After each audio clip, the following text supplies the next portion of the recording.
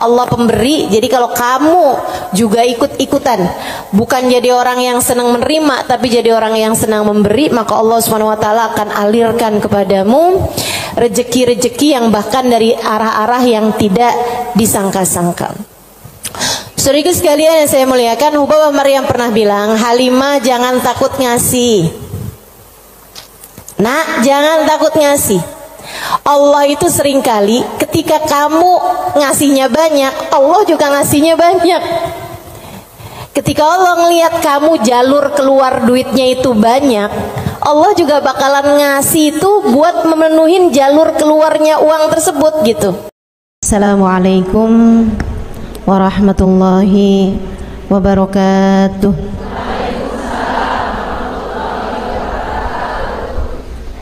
Alhamdulillah, wassalatu wassalamu ala Rasulillah Muhammad ibn Abdillah wa ala alihi wa sahbihi wa man wala. Subhanaka la ilma lana illa ma 'allamtana innaka antal alimul hakim. Rabbi syrah li sadri wa yassir li amri wahlul 'uqdatan min lisani yafqahu qawli, amma ba'du. Baik, sebelum kita mulai, kita akan baca niat belajar bersama-sama. Mudah-mudahan ilmunya nanti sekali lagi jadi ilmu yang manfaat buat kita sekalian. Bismillahirrahmanirrahim. Nawaitu ta'allum wa ta'lim wan naf'a wal intifa' wal mudzakarah wat tadhkir wal ifadah wal istifadah wal hidza 'ala tamassuk bi kitabillah wa sunnati rasulillah sallallahu alaihi wa alihi wasallam wa du'a ilal huda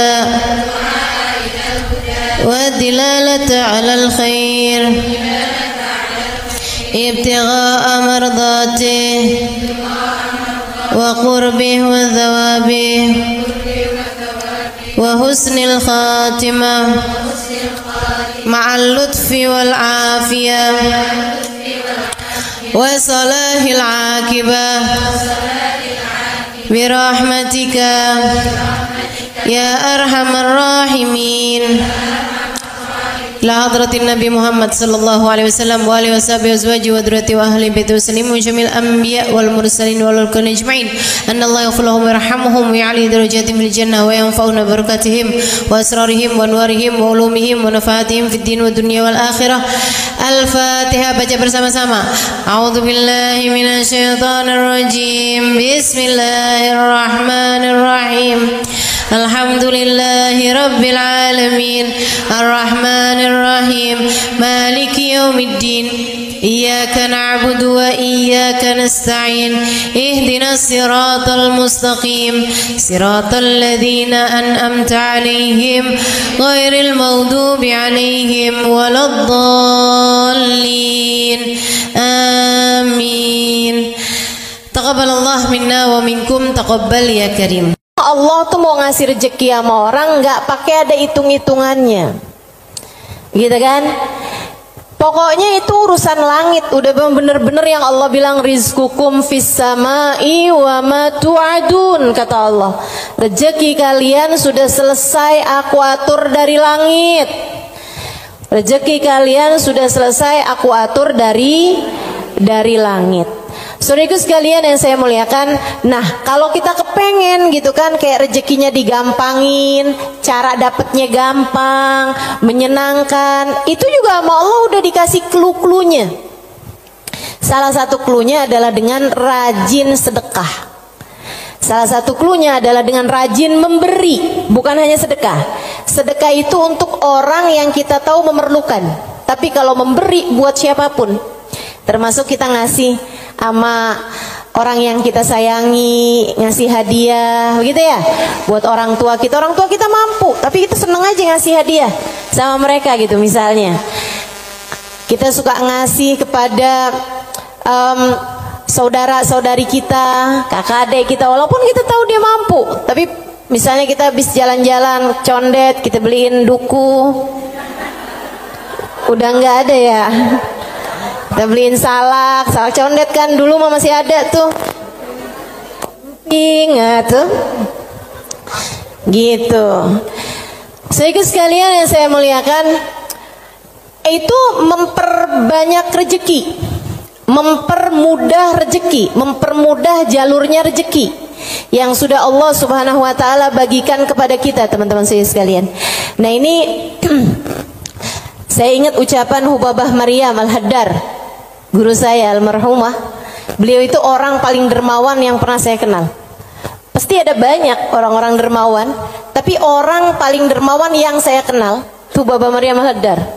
Saudara sekalian, beliau tuh kalau bepergian bisa jadi lupa bawa uang buat belanja, lupa bawa uang buat apa, tapi nggak pernah lupa bawa uang buat sedekah.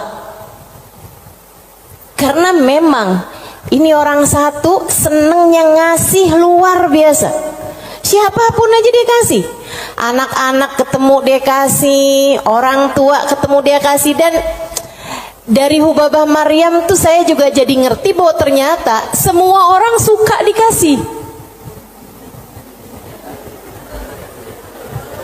Subhanallah loh. Semua orang tuh seneng aja dikasih gitu.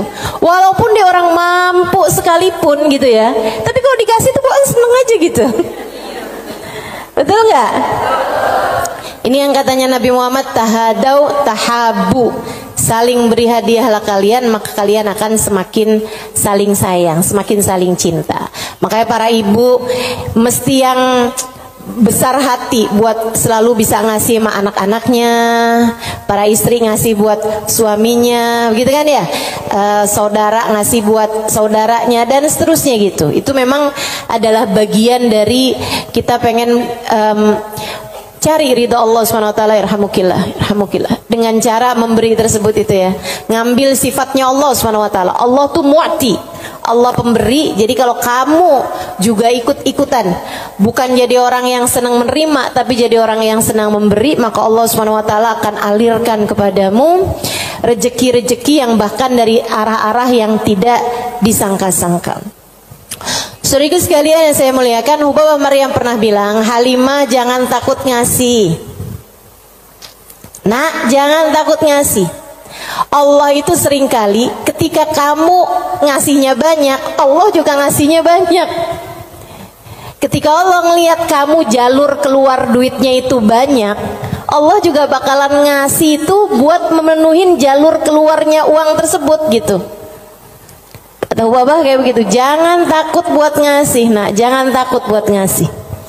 Subhanallah, itu sering saya inget-ingetin tuh, jangan takut buat ngasih, jangan takut buat ngasih. Kadang-kadang tuh orang punya banyak aja, kalau mau keluarin duit tuh kayak disuruh keluarin separuh nyawa gitu, penuh perhitungan ya. Makanya ada satu cerita, salah satu dari habaib teriak-teriak manggil anaknya. Misalnya anaknya namanya siapa? Husein misalnya. Sen, Sen. Anaknya sebelah saya ada yang namanya Husein. Sen. Si Husein ini kan dia dengar panggilan tapi dia nggak tahu ayahnya ada di mana. Dia bilang, "Bang, Abah ada di mana sih, Bah? Ini Husein, Bah. Lebek, Bah." Kata Abah, ya kamar mandi, nak. Iya, Bah. Dikirain suruh ngambil sabun, apa kehabisan odol gitu kan. Sen, tolong ambilin duit Abah, nak. Ada di gesper Abah warna hijau. Iya sih. Habaib-habaib kita suka punya gesper warna hijau. Gespernya habaib tuh ya. Jadi gespernya dipakai bukan buat celana panjang, tapi buat sarung. Ada yang tahu nggak? Anak-anak zaman sekarang nggak pada tahu nih, nggak seru ah.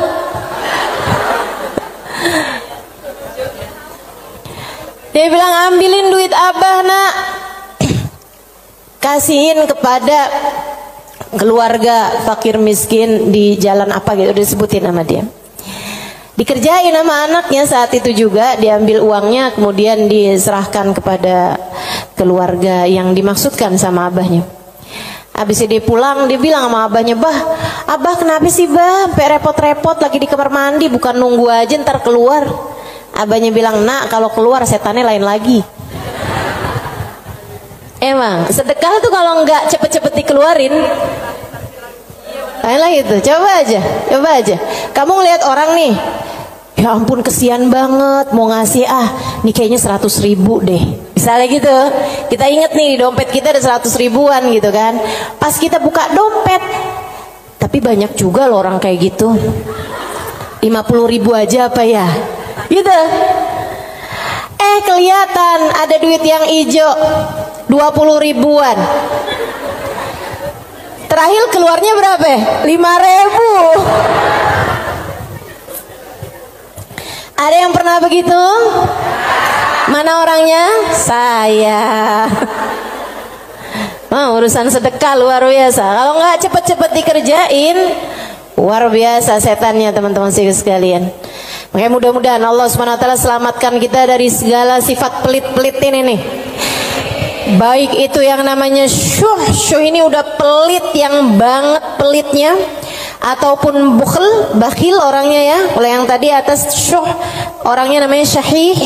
Kalau yang kedua nih bakhil, yaitu orang yang pelit sama apa yang dia punya, ama yang jadi miliknya dia mau ngeluarinnya tuh penuh dengan perhitungan. Dan gayahnya, puncaknya orang pelit yang kayak beginian nih, puncaknya pelit adalah dia ampe berusaha untuk bisa yang wajib-wajib pun jadi nggak wajib. Gimana caranya gitu? Kayak bayar zakat gitu kan, mikir-mikir mau bayar zakat harta 2,5% dari harta kita di akhir tahun. Itu kan kalau mau dicari-cariin jalannya biar nggak keluar zakat, bisa teman-teman, bisa. Terutama nih orang-orang kayak saya nih, belajar fikih kelamaan, belajar fikihnya lama, saya tahu persis cara mengelabui hukum Islam. Tetapi teman-teman sekalian, ilmu ini walaupun saya mengetahuinya, saya tidak akan mengamalkannya buat diri saya pun juga buat orang lain. Kenapa gitu? Kamu sedang mengelabui siapa? Bukankah Allah Maha tahu segalanya? Kamu mau nih gimana caranya biar duit saya nih nggak saya zakatin? Oh, kamu begini, misalnya gitu ya. Sekedar dirubah bentuk duitnya itu, jadi tanah, jadi rumah, kan zakatnya setahun lagi. Bisa aja kayak begitu. Akan tetapi teman-teman saudaraku sekalian, sekali lagi ini pengelabuhan urusan dunia.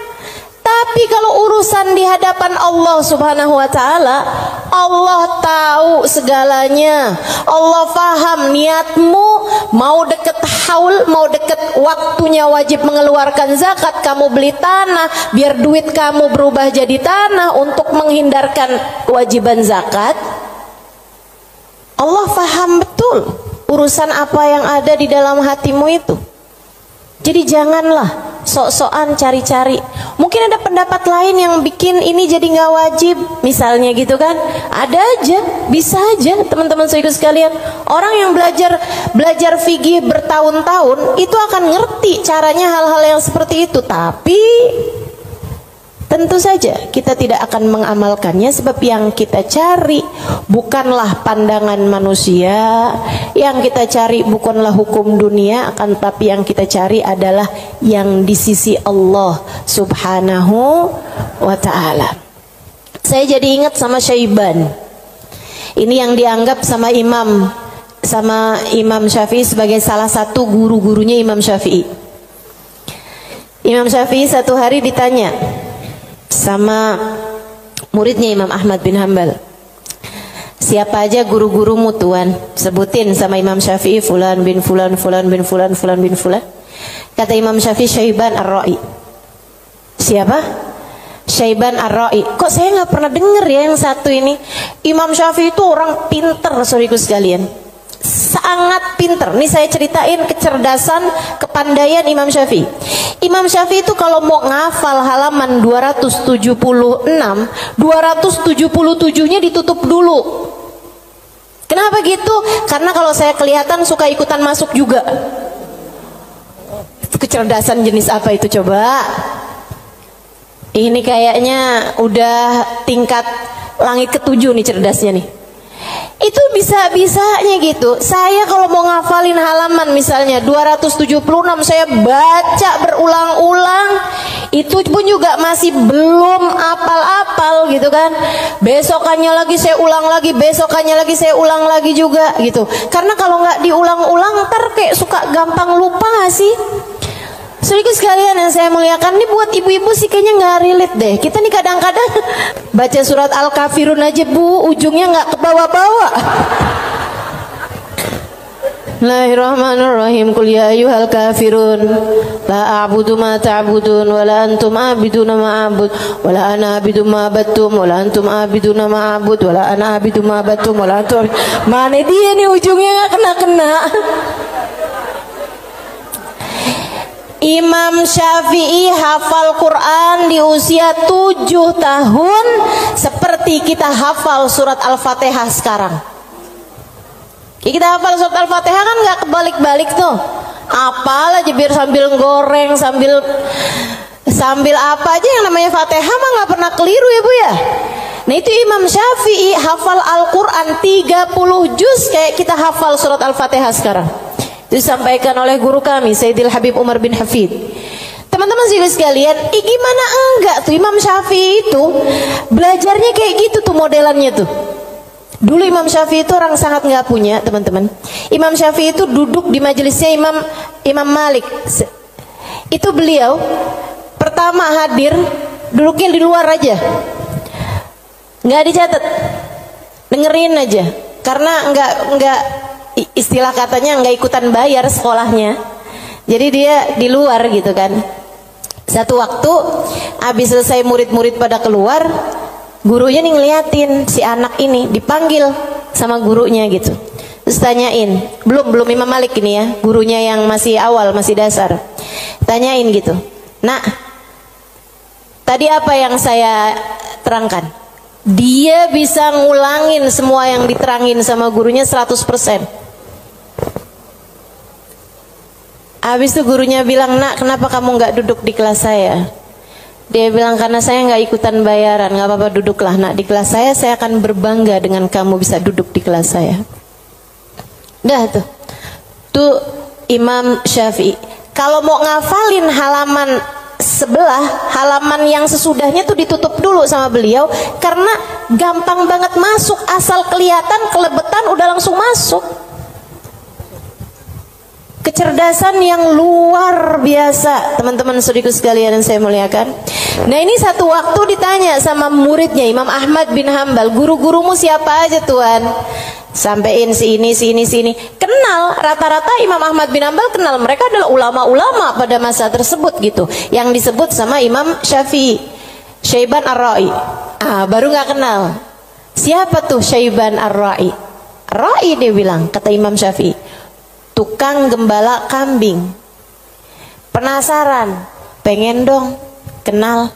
Oh iya, nanti saya akan ajak kamu. Satu hari diajak nih sama Imam Syafi'i, Imam Ahmad bin Hambal diajakin pergi ke tempatnya Syaiban Ar-Ra'i. Di mana diajakinnya? Di tempat gembalaan kambing. Sambilan tuh kambing digembala, Syaiban sholat. Kambingnya suruh makan rumput, dianya sholat. Habis saya sholat, di Imam Syafi'i sama Imam Ahmad bin Hambal duduk di situ. Assalamualaikum warahmatullahi wabarakatuh ya Syaiban. Waalaikumsalam warahmatullahi wabarakatuh. Syaiban, saya nih datang kemari nih, katanya Imam Ahmad bin Hambal, karena Imam Syafi'i waktu saya tanya salah satu gurunya, dia menyebutkan dirimu wahai Syaiban. Emang Syafi'i ini ada-ada aja. Tawadu kan, bukan yang ya gitulah saya. Walaupun saya kelihatannya penggembala kambing ya, tapi jangan remehkan. Saya gurunya Imam Syafi'i, enggak gitu. Dia bilang, Imam Syafi'i ini emang ada-ada aja. Bagaimana mungkin penggembala kambing seperti saya jadi gurunya Imam Syafi'i? Kata Imam Syafi'i, Syaiban, saya datang kemari ini mau bertanya, beberapa permasalahan. Oh iya, boleh. Apa pertanyaanmu? Yang pertama, kami mau tanya kepadamu urusan sholat. Kalau kamu nih ngerjain sholat, terus kamu lupa Syaiban, ini udah 2 rakaat apa baru 1 rakaat ya? Apa yang harus kamu lakukan wahai Syaiban? Syaiban jawab, ala madhabina au ala madhabikum. Sesuai madhab kalian atau sesuai madhab saya? Oh, Syaiban punya madhab, maaf, Syaiban punya madhab. Katanya Imam Syafi'i, emang ada 2 madhab nih dalam masalah ini? Iya, tentu saja. Madhab kalian selalu berbeda dengan madhab saya. Oh, boleh kami tahu kalau sesuai dengan madhab kami gimana Syaiban? Kalau madhab kalian, kalau lupa berapa rakaat sholat, ngambil rakaat yang sedikit, kemudian sesudahnya sujud sahwi. Iya benar, kata Imam Syafi'i, benar. Begitu memang yang disampaikan oleh baginda kita Nabi besar Muhammad sallallahu alaihi wasallam. Kalau madhab kalian gimana Syaiban? Kata Syaiban, kalau madhab kami, madhab ahli tasawuf, madhab hamba-hamba dekat dengan Allah Subhanahu wa taala, madhabnya para wali lah boleh dibilang. Dia bilang kalau kami sholat menghadap Allah tapi kami sampai lupa berapa rakaat kami menghadap kepadanya, artinya kan pikirannya kemana-mana. Dia adalah orang yang sudah kurang ajar kepada Allah. Dia harus dihukum dengan puasa setahun dan qiyamul lail setahun. Itu hukuman buat orang, itu pelajaran buat orang yang bisa sampai lupa ngadep sama Allah Subhanahu wa ta'ala. Ada yang mau ikutan madhabnya Syaiban?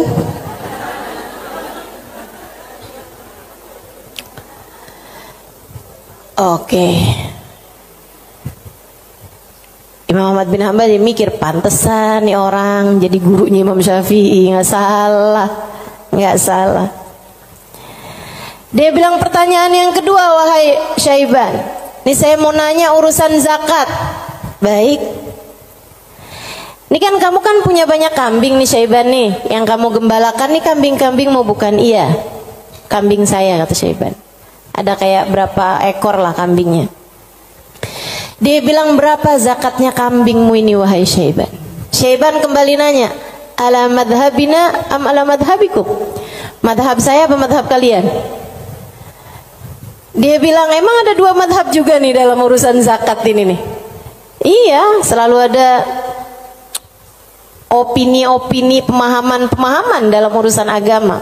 Dan teman-teman, agama Islam ini satu-satunya agama yang memperbolehkan kamu untuk, bahkan menyuruh kamu untuk selalu berpikir.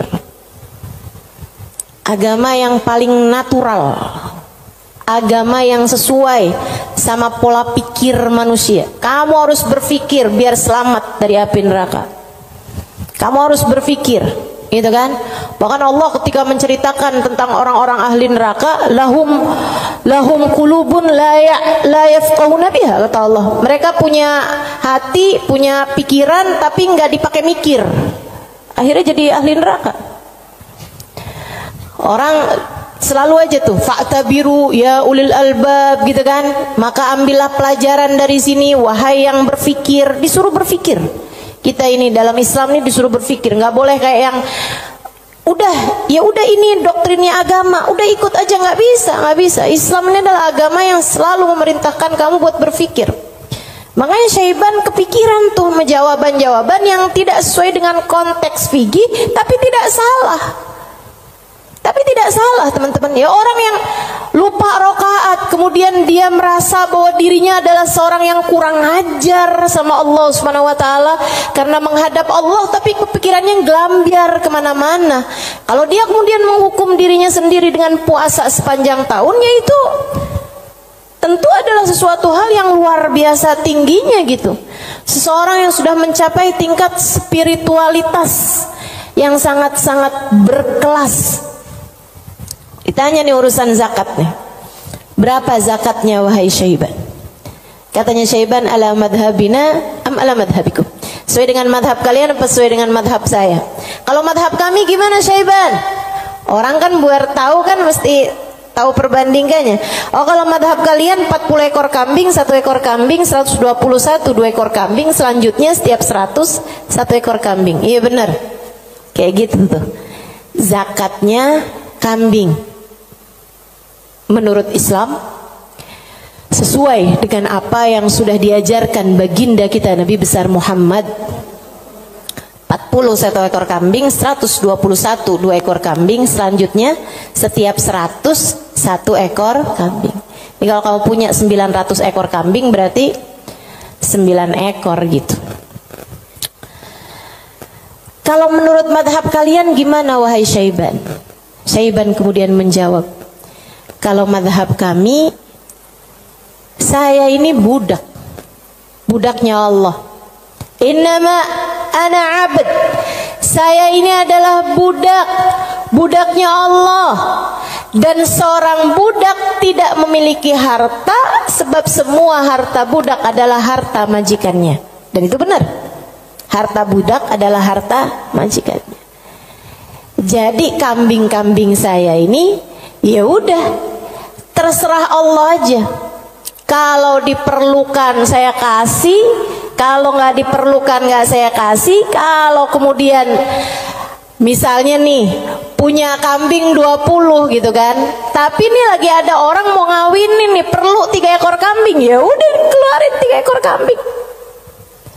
Saya nggak pernah merasa memiliki kambing-kambing saya. Berapapun yang diperlukan akan saya keluarkan, sebab bukan milik saya, semua hanyalah milik Tuan saya. Saya hanyalah budak, yang saya miliki adalah miliknya Tuan saya. Tuh, hamba berkelas. Makanya mereka tuh ngeluarin duit sebanyak apapun nggak pernah merasa berat. Kenapa? Ngerasanya cuma dititipin doang, nggak pernah ngerasa itu adalah milik dia gitu.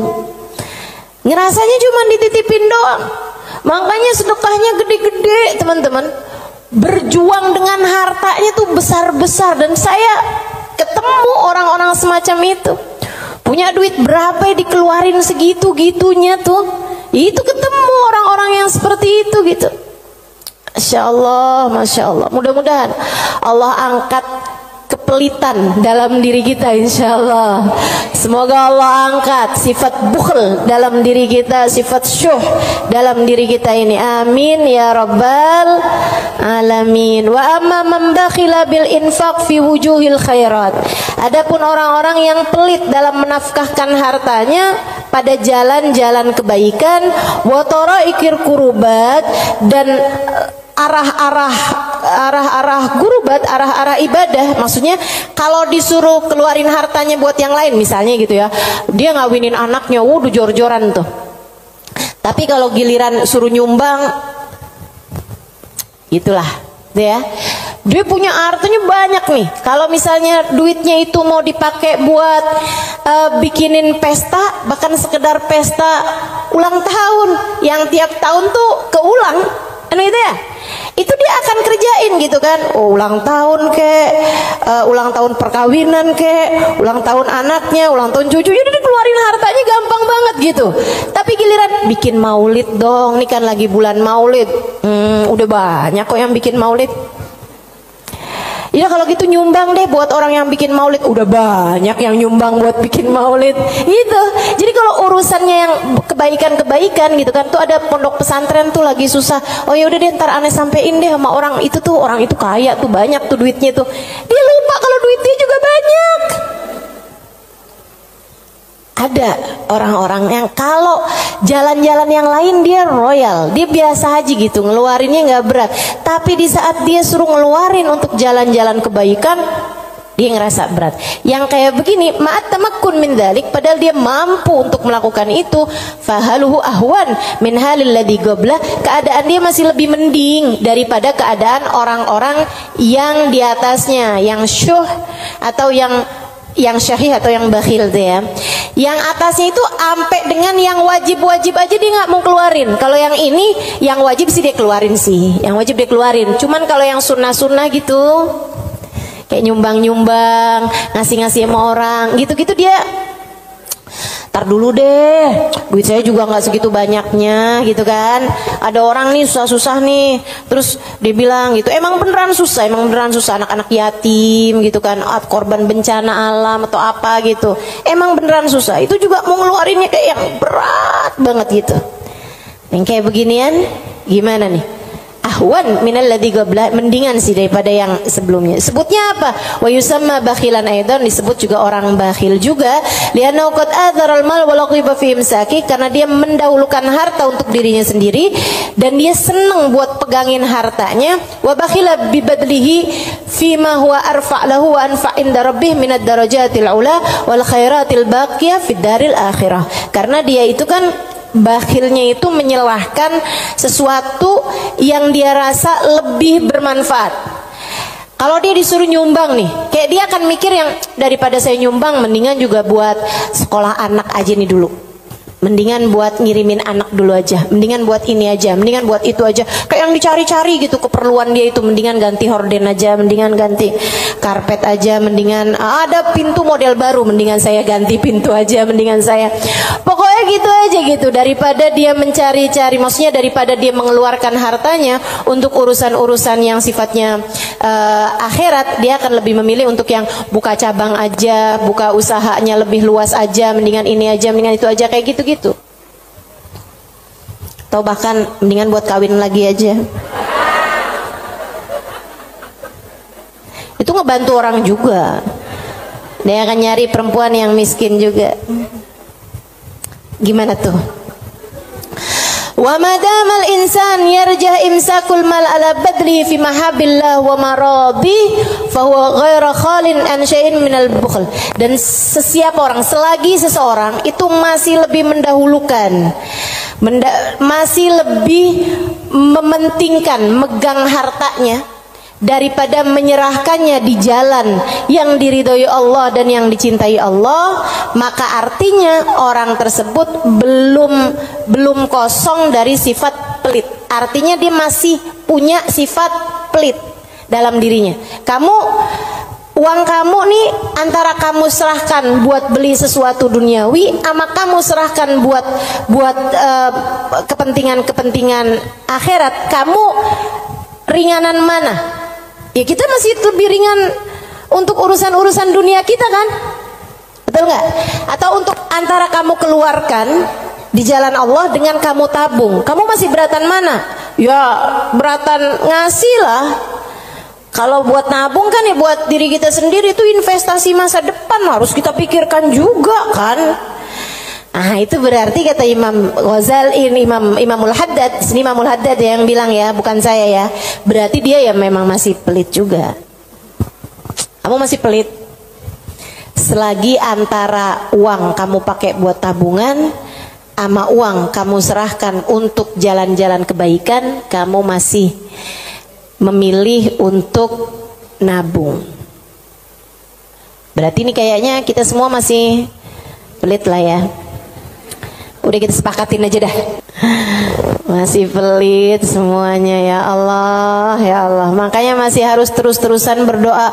Allahumma inni a'udzubika minal ajzi wal kasal wa'ud. Allahumma inni a'udzubika minal hammi wal hazan wa a'udzubika minal ajzi wal kasal wa a'udzubika minal jubni wal bukhl wa a'udzubika min ghalabatid dain wa qahrir rijal. Itu masih harus terus-terusan kita baca teman-teman, tiap hari, tiap pagi kita baca doa itu. Ya Allah, beri kami hidayah untuk bisa ringan tangan dalam memberi, enggak terus-terusan pelit sama apa yang kami miliki ya Allah. Wala yakunul insan jawadan sakhiyan hatta yakuna badlul mal fi mahabbillah arjah inda wa ahab ilaih min imsaki. Dan seseorang itu belum bisa disebut dermawan, belum bisa disebut sakhi, belum bisa disebut orang karim, orang dermawan sampai dia merasa bahwa menyerahkan uang di jalan Allah lebih dia sukai daripada menabung, daripada pegang duit itu, daripada dia nggak ngasihnya di jalan Allah gitu. Kalau kamu ngerasa masih ngasih itu lebih berat daripada kamu pegang, nah itu berarti kamu masih pelit. Tapi kalau kamu ngerasa ada yang ngasih lebih kamu sukai daripada kamu pegang, gitu ya, itu berarti kamu adalah seseorang yang dermawan. Udah jadi tambah jauh aja nih kita nih. Fa'lam dzalik wa'mal alaih. Ketahuilah hal ini dan amalkanlah, wallahu yatawalla hudak. Semoga Allah Subhanahu wa taala memberikan petunjuk kepadamu. Amin ya rabbal alamin. Wa minal muhlikat, dan salah satu dari sifat-sifat yang dapat menghancurkan seseorang, salah satu dari sifat-sifat penghancur amal ibadah seseorang, salah satu dari sifat-sifat yang dapat meluluh lantakkan dirimu, menurunkan nilaimu di mata Allah Subhanahu wa taala adalah al-ghurur, sifat ghurur, tertipu. Apa tuh tertipu? Wa makna, arti tertipu adalah an yulabbisul insan ala nafsih. Dia bikin samar kepada dirinya sendiri, wa yuriyahal umur ala khilafi ma hiya alaih. Dia memperlihatkan kepada nafasnya, kepada dirinya, ala khilafi ma hiya alaih, tidak sesuai dengan fakta yang ada. Wadhalik lidu'fi basiratihi 'ala din, dan yang seperti ini adalah karena lemahnya pemahamannya, basirahnya. Basirah itu pandangan hati, lemahnya pandangan hati dia fiddin, dalam urusan agama, wa qillati ma'rifatihi bihaqaiqi, dan sedikitnya pengetahuan dia dengan hakikat-hakikatnya agama, walijahlihi li afatil a'mal wa mawaqa'id syaitan, dan karena yarhamukillah banyak bener sih, ada gak? Walijahlihi, dan karena ketidakfahaman dia biafatil a'mal, dengan penyakit-penyakitnya amal, wa makaid syaitan, dan tipu dayanya syaitan, walighalabati hawa nafs alaih, dan karena menangnya hawa nafsu menghadapi dia, wa rukunihi ila amaniha wa khuda'iha, dan karena tenangnya dia dengan angan-angannya dirinya sendiri serta tipu dayanya dirinya sendiri. Waqad qala Allah taala, dan Allah Subhanahu wa taala telah menyampaikan muhadziran li ibadihi minal ghurur, memberi peringatan kepada hamba-hambanya tentang bahayanya ketertipuan ini. Kata Allah Subhanahu wa taala, ya ayyuhan nas inna wa'dallahi haq, wahai sekalian manusia, sesungguhnya janji Allah itu benar. Fala taghurranakumul hayatud dunya, janganlah kehidupan dunia menipu kalian, wala taghurrannakum wala yaghurrannakum billahil ghurur, dan janganlah ghurur, tipu daya, menipu kalian dari Allah Subhanahu wa taala. Wa qala ta'ala fi wasfi ba'dil mughtarrin, dan Allah Subhanahu wa taala telah mensifati sifatnya orang-orang yang tertipu dengan firman Allah Subhanahu wa taala dalam akhir surat Al-Kahfi, alladzina dhalla sa'yuhum fil hayatid dunya wa hum yahsabuna annahum yuhsinuna sun'a.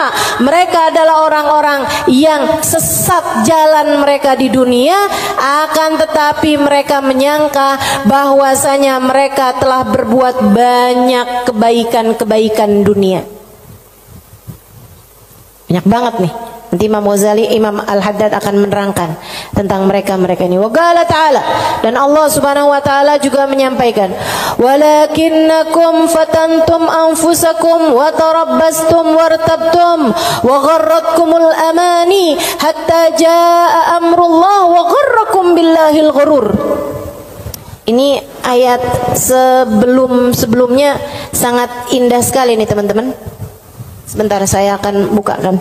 Kata Allah Subhanahu wa taala, walakinnakum fatantum anfusakum, akan tetapi kalian telah menipu diri-diri kalian sendiri, wa tarabbastum, dan kalian menunda-nunda, wartabtum, dan kalian merasa ragu, wa gharratkumul amani, dan kalian tertipu dengan angan-angan kalian sendiri, hatta jaa amrullah, sampai datang ajal menjemput kalian, wa gharrakum billahil gharur, dan kalian telah tertipu, dan tipu daya telah menipu kalian dari Allah Subhanahu wa taala.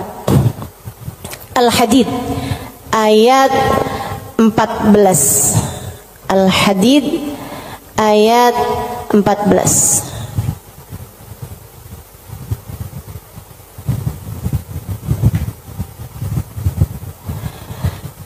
Al-Hadid ayat 14. Nih. Ini serem sih. Saya mau baca ayat ini nih, pas baca Quran pas nyampe ayat-ayat ini. Ya Allah, ngerinya. Saya bacain ya.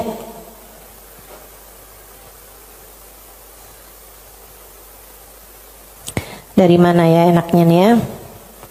Dari ayat 11 deh. Al-Hadid dari ayat 11. A'udzu billahi minasyaitonir rajim. Man dzalladzi yuqridullaha qardan hasana fayudha'ifahu lahu wa lahu ajrun karim. Kata Allah, siapa di antara kalian yang mau menghutangi Allah? Ini Allah nih dari taunya orang-orang tuh ama hartanya tuh medit banget, pelit banget, sampai Allah bilang, kamu di saat sedekah, kamu nggak lagi ngasih buat orang, kamu lagi ngasih hutangan kepadaku, kata Allah. Kamu lagi ngasih tuh, kamu lagi ngasih hutang sama aku, kata Allah. Man dzalladzi yuqridullaha qardan hasana, siapa yang menghutangi Allah dengan hutangan yang bagus. Hutangan yang bagus tuh ada orang miskin dikasih. Ya, ada orang yang kepengen sekolah, nggak mampu sekolah, kamu sekolahkan. Ada janda-janda yang kepengen usaha, nggak punya modal, kamu modalin, gitu kan?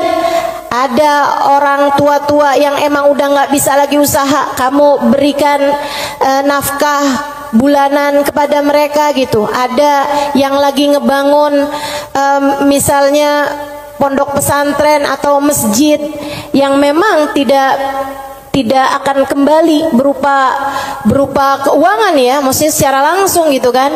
Nah itu semuanya ini disebut sebagai jalan-jalan kebaikan. Allah menyebutnya sebagai qardhan hasanah, hutangan kepada Allah. Kenapa Allah bahasanya sampai pakai utang? Dan yang hutang itu Allah. Kayak Allah tuh lagi yang tenang, utang, aku akan bayar. Dan aku kalau bayar nggak main-main, aku lipat gandakan minimal 10 kali lipat. Dan teman-teman, saya sih nggak tertarik sama urusan 10 kali lipat. Kamu sedekah balik 10 kali lipat, saya nggak terlalu tertarik sama itu. Saya tertarik sama sesuatu yang kita nggak bisa beli pakai uang, yang kita nggak bisa beli pakai uang. Itu yang lebih membuat saya tertarik ketika bersedekah. Maksudnya gini nih, kalau misalnya kayak kalau kamu ngasih 100.000, Allah bakal gantikan dengan 1 juta, 10 kali lipat kan? Saya nggak terlalu tertarik sama yang begituan. Saya lebih tertarik kalau kamu kasih 100.000, Allah akan berikan kepadamu Halimah sesuatu hal yang bahkan kamu nggak bisa belinya dengan uang. Dan itu nyata teman-teman. Kamu nggak bisa beli kesolehan anakmu. Mau beli di mana? Mau beli di mana? Kamu pergi cari apapun, kamu nggak bisa beli kesolehan anakmu. Kayak apa rasanya kamu bangun di waktu malam, terus kamu lihat, kok kamar anak saya nih lampunya masih nggak gelap semuanya ya. Biasanya kalau tidur dia gelap semua. Kamu buka pelan-pelan kamar anakmu, karena memang kamu udah bilang sama anakmu untuk kalau tidur jangan dikunci misalnya gitu. Kamu buka kamar anakmu dan di sanalah kamu lihat di jam 2 malam, jam 3 malam dia sedang bersimpuh di atas sajadahnya. Kamu bisa beli di mana hal kayak begituan? Saudariku sekalian yang saya muliakan, kamu punya anak-anak hatinya baik-baik. Bahkan kamu punya suami hatinya menyayangi kamu dengan tulus, bisa beli di mana? Kamu memutuskan untuk pakai skincare, pasang filler, kamu udah sulam alis, sulam bibir, kamu bahkan mungkin oplas, nambahin tingginya hidung, belum tentu bikin hati suamimu sayang padamu, betul? Beli di mana tuh rasa sayangnya suami kepada seorang istri? Belinya sama Allah Subhanahu wa ta'ala. Sebab Allah yang menggerak-gerakkan hati manusia.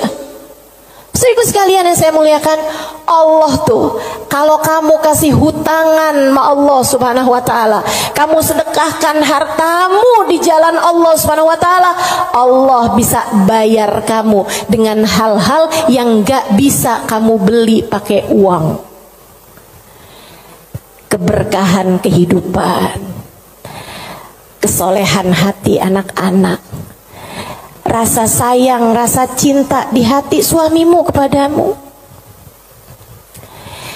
hati yang damai, kehidupan yang tenang, hati yang bahagia dalam taat pada Allah Subhanahu wa ta'ala.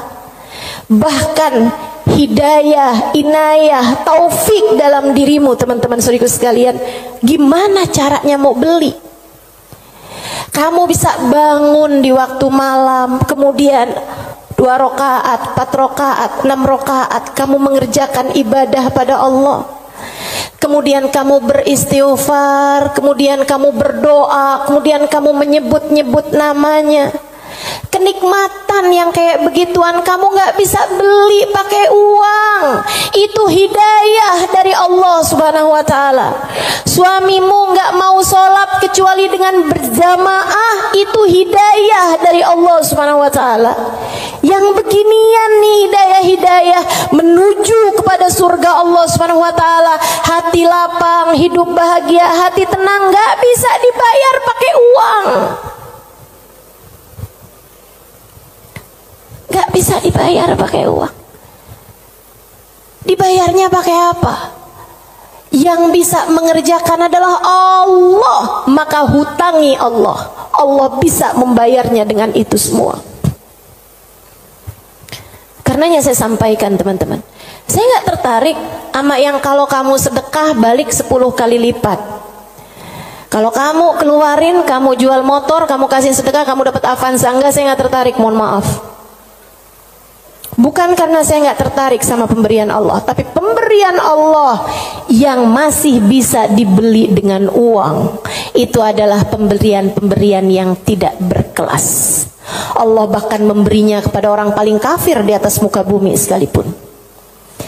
Tapi kesolehan hati anak-anakmu, kesolehan hati suamimu, kesolehan dirimu sendiri, Allah kasih hidayah buat kamu bangun di waktu malam membaca beberapa ayat Al-Quran.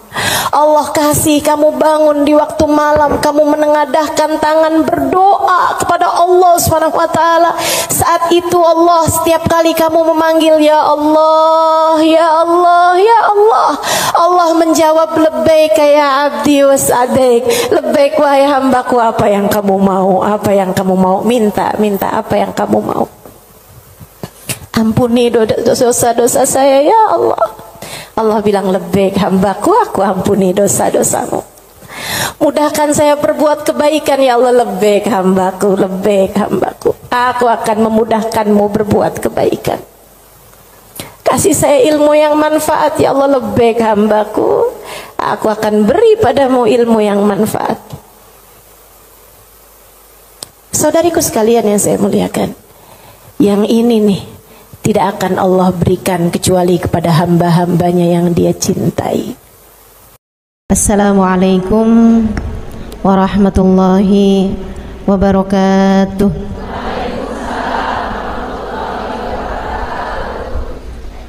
Alhamdulillah, wassalatu wassalamu ala Rasulillah Muhammad ibn Abdillah wa ala alihi wa sahbihi wa man wala.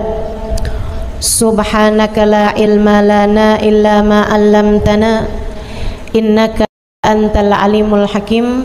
Rabbi syrah li sadri wa yassir li amri wahlul 'uqdatan min lisani yafqahu qawli, amma ba'du.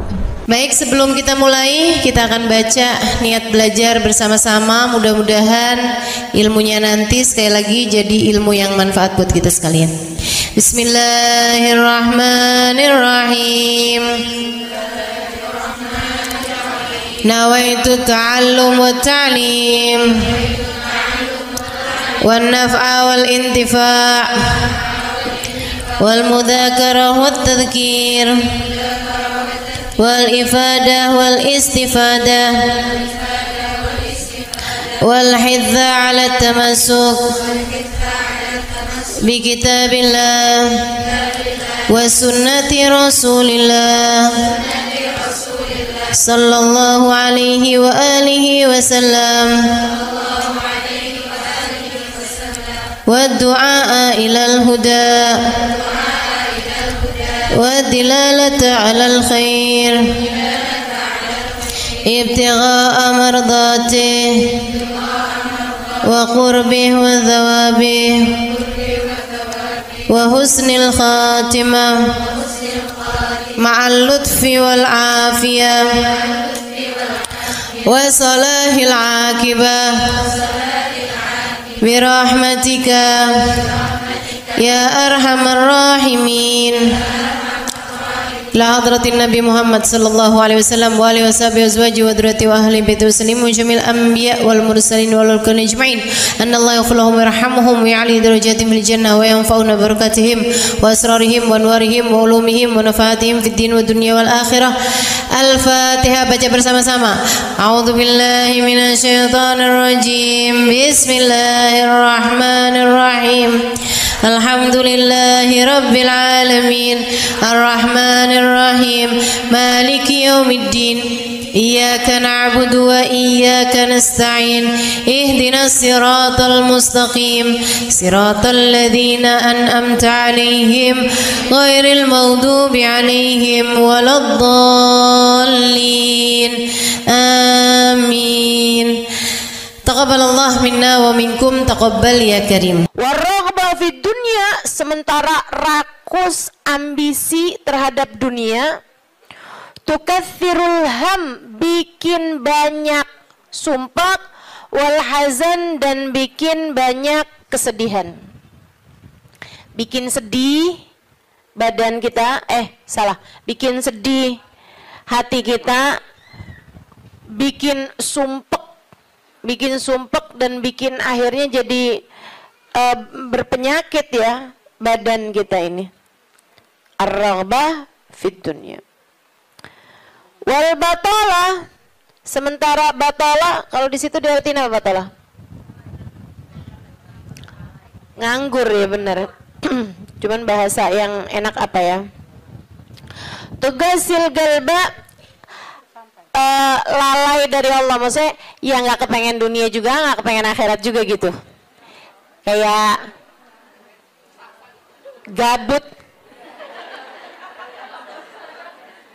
Anak zaman sekarang bahasanya gabut ya.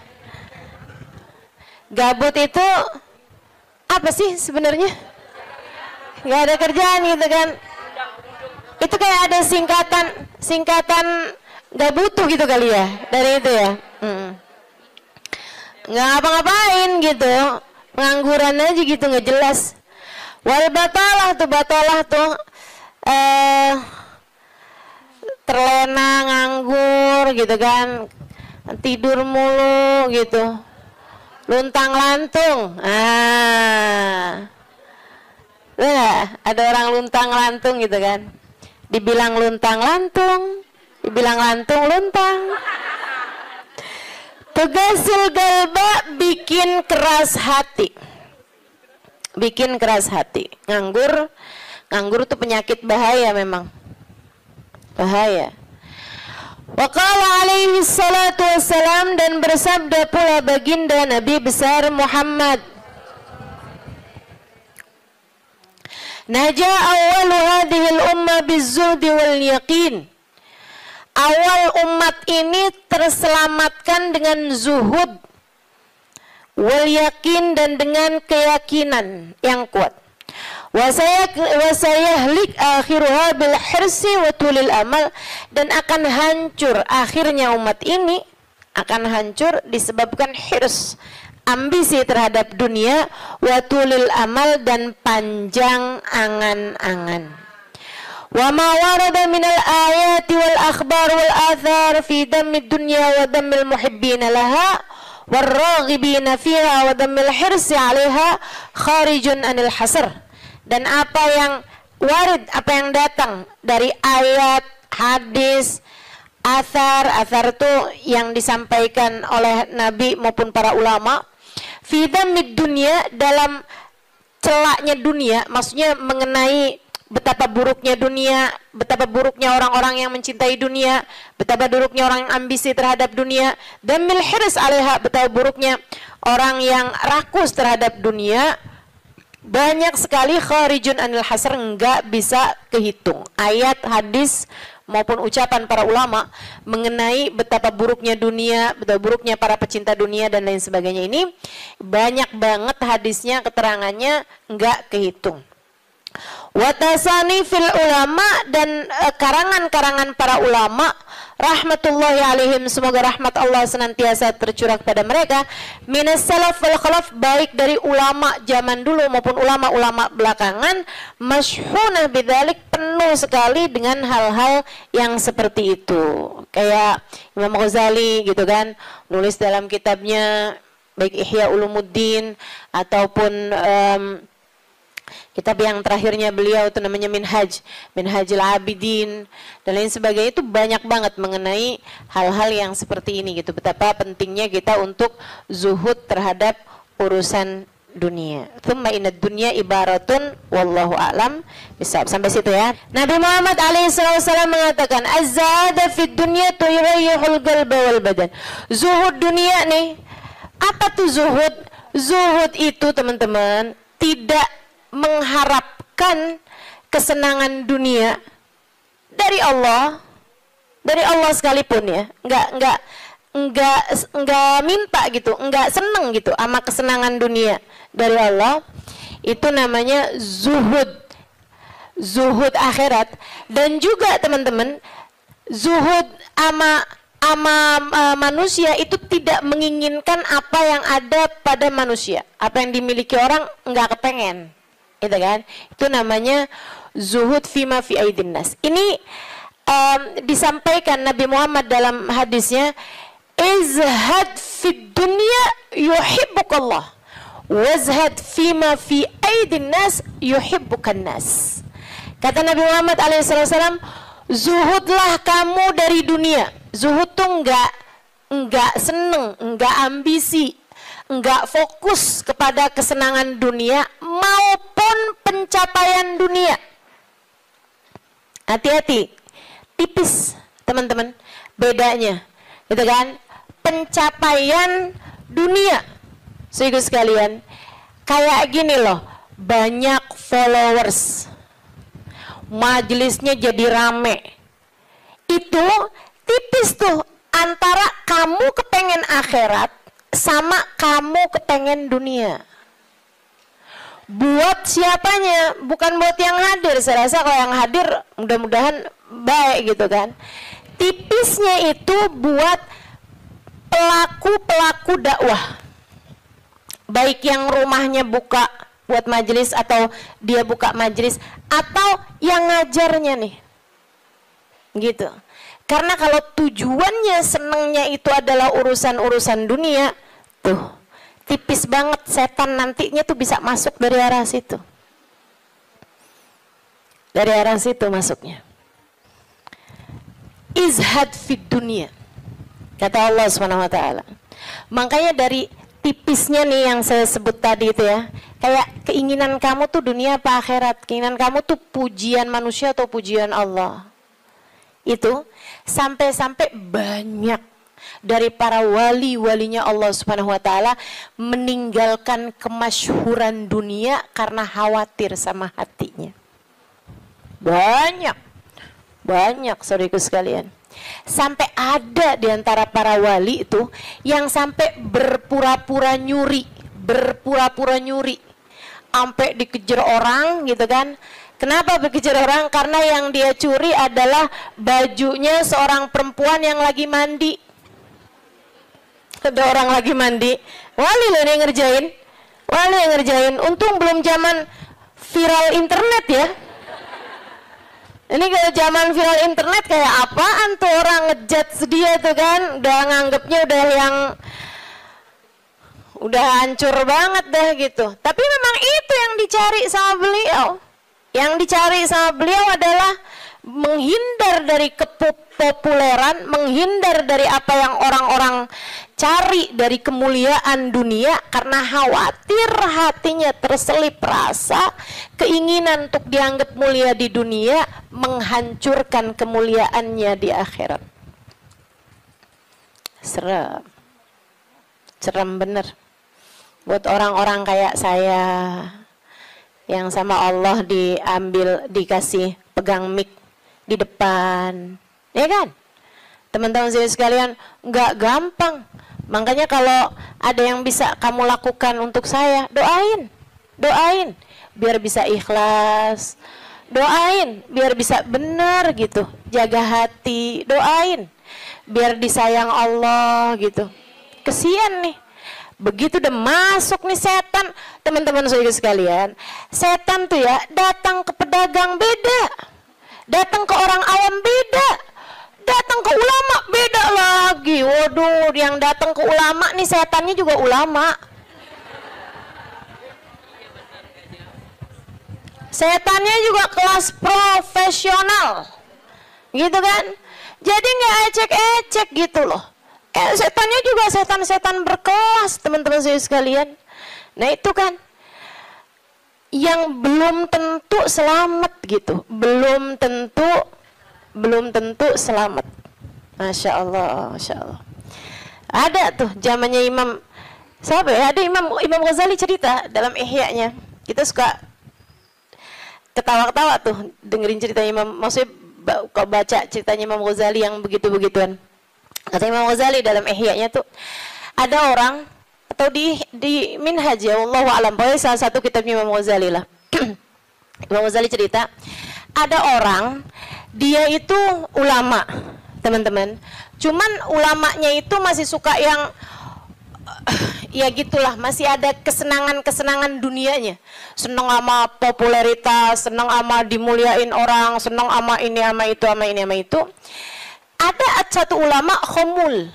Ulama yang lain nih, ulama yang nggak seneng namanya terkenal, nggak seneng, dia nggak seneng sama urusan begituan, urusannya antara dia sama Allah, tapi ilmunya luar biasa.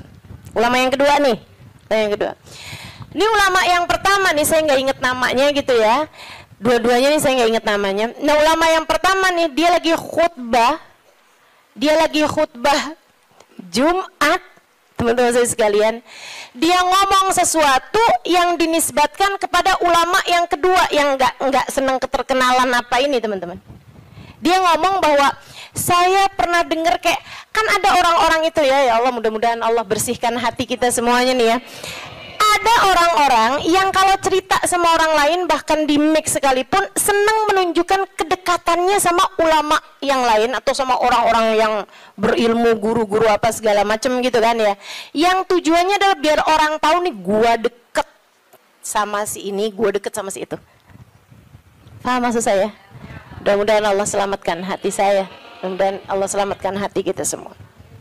Sehingga sekalian, dia bilang tentang ulama B nih. Dia bilang, saya pernah dengar syekh ini mengatakan gitu kan. Syekh itunya hadir di majelis tersebut. Ya. Dan yang diomongin sama Syekh A ini tentang Syekh B itu nggak pernah diomongin sama Syekh B-nya. Paham? Jadi ulama A ini bohong tentang ulama B. Bohongnya di khutbah Jumat cuman untuk menunjukkan betapa dekatnya dia sama ulama B tersebut itu. Dia ngomong kayak begitu, sehingga sekalian, tahu apa yang dikerjain sama ulama B? Ulama B ini yang, kenapa nih anak? Beliau berdiri nyabut bulu ketiak di tengah orang banyak. Beliau berdiri nih. Beliau berdiri kemudian nyabut bulu ketiak. Heh, Syekh, kurang ajar kamu.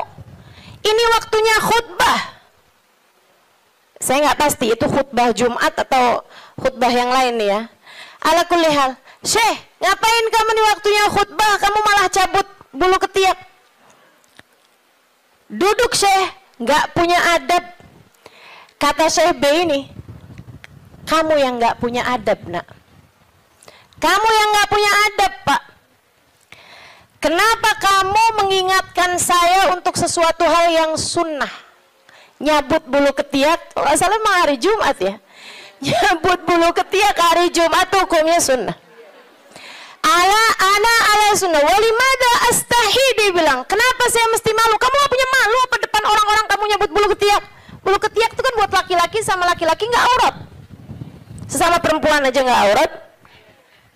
Bulu ketiak ya, maaf ya. Teman-teman sekalian, beliau bilang walimada astahi. Kenapa saya mesti malu? Ana ala haq wa anta alal batil. Saya mengerjakan barang hak, kamu mengerjakan barang batil. Dia bilang saya mengerjakan barang hak, nyabut bulu ketiak sunnah hari Jumat. Dia bilang kamu ala batil. Karena kamu menceritakan tentang saya sesuatu yang tidak pernah saya katakan. Saya Syekh Fulan min Fulan, sebutin nama dia namanya. Ya Allah, merah padam mukanya. Seram teman-teman, seram. Ya gitulah. Kadang-kadang tuh sampai tipis banget keinginan dakwah atau keinginan pamer. Tipis. Setannya tuh ngebisikin sampai kayak suara semut. Katanya Nabi Muhammad alaihi salatu wassalam, "Ar-riya yadhubbu ala ummati kadzabibin naml."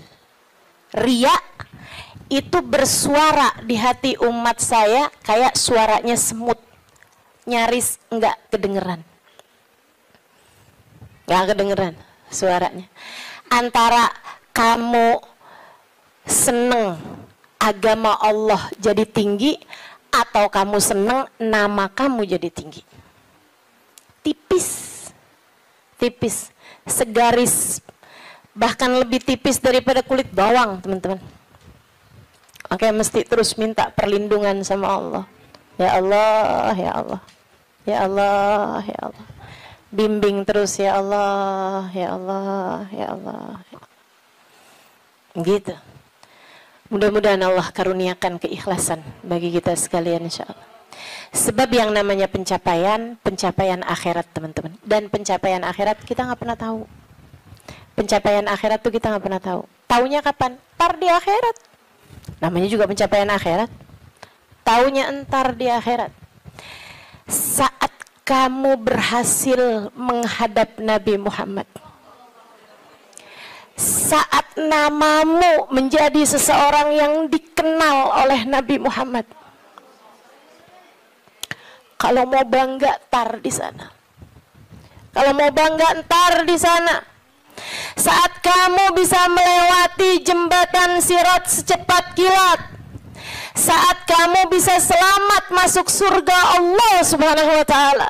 Saat kamu bisa digiring di belakang bagindamu Nabi besar Muhammad. Mau membusungkan dada saat itulah silahkan. Mau ngerasa diri sesiapa saat itulah silahkan.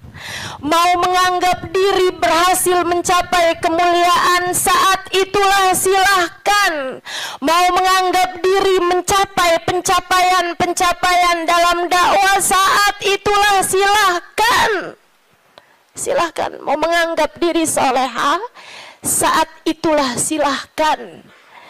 Jika sampai namamu dipanggil oleh Nabi Muhammad, jika sampai kamu diperkenankan bersalaman dengan Nabi Muhammad, jika sampai Nabi Muhammad berkata raditu biki, aku ridho kepadamu, saat itulah silakan melayang-layang teman-teman. Sebelum itu terjadi, kamu masih antara-antara. Kamu masih ada di tepi jurang. Selagi itu belum terjadi, kamu masih ada di persimpangan jalan antara dinaikkan kepada Allah atau dihancurkan oleh Allah Ta'ala. Kita nggak pernah tahu. Kita nggak pernah tahu. Makanya selalu minta sama Allah, ya Allah, karuniakan keikhlasan agar ngerti melakukan sesuatu hanya untukmu, ya Allah. Karuniakan keikhlasan, mengajar karenamu, belajar karenamu, buka majelis karenamu, hadir majelis karenamu, nyumbang majelis karenamu. Karuniakan keikhlasan, ya Allah. Sholat karenamu, sedekah karenamu, bantu orang karenamu. Begitu enggak lillah, dilepeh sama Allah, teman-teman, jadi apa? Enggak jadi apa-apa. Mau ribuan jamaah, mau kayak gimana yang terjadi juga, kalau dilepeh sama Allah jadi apa? Ditolak sama Allah, mau apa kamu? Mudah-mudahan Allah karuniakan keikhlasan.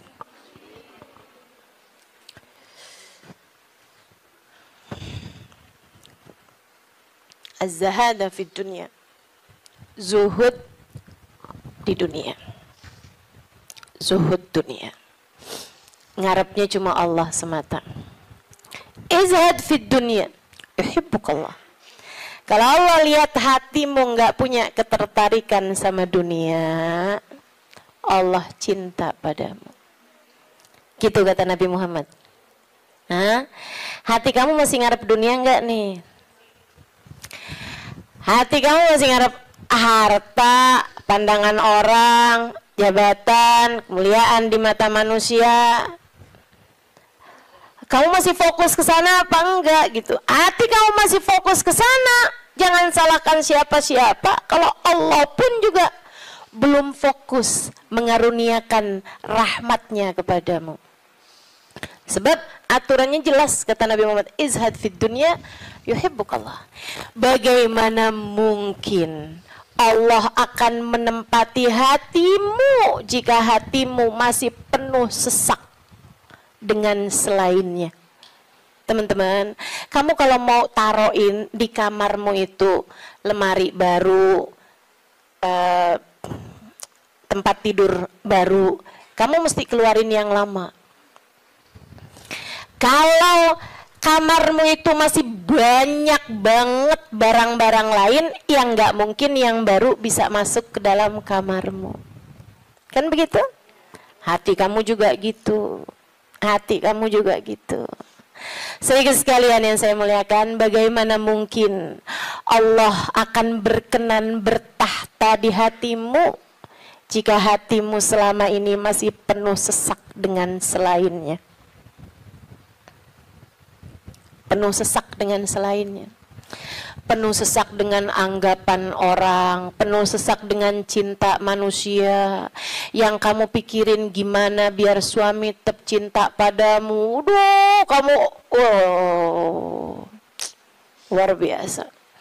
Siapa yang lagi di WhatsAppin sama suami, siapa yang lagi diteleponin sama suami, sekarang suami lagi di mana, sama siapakah, jangan-jangan dia sedang berada dalam pelukan perempuan yang lain. Waduh, bagaimana kamu berharap Allah bertahta dalam hatimu jika hatimu penuh sesak dengan selainnya? Teman-teman, keluarkan nya yang kecil-kecil agar nya yang besar berkenan bertahta di hatimu. Keluarin yang lain-lain. Keluarin perkara harta, perkara cinta manusia, pujian orang, semuanya keluarin.